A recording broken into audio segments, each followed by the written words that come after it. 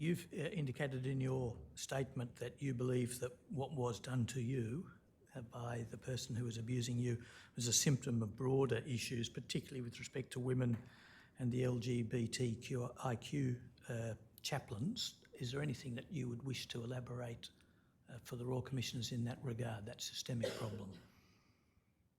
So, until very recently, the branch that I belonged to, the Chaplaincy Branch, was very dysfunctional and had quite a toxic culture and impacted on a very large group of people, but particularly the women and the LGBTIQ chaplains.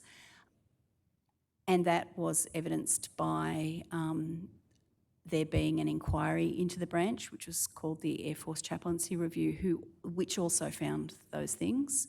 They made some recommendations and long overdue, but those recommendations upheld my concerns about the branch. The inquiry officer inquiry into the Air Force Chaplaincy Branch was called the Air Force Chaplaincy Review, and it had a wide range of terms of reference.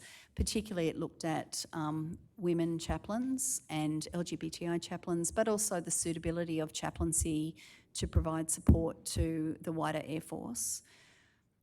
They made 176 findings that no one outside of the very, very senior leadership in Air Force Chaplaincy know about. So I don't know what those recommendations are, even though my case was one of the trigger cases to make that inquiry happen.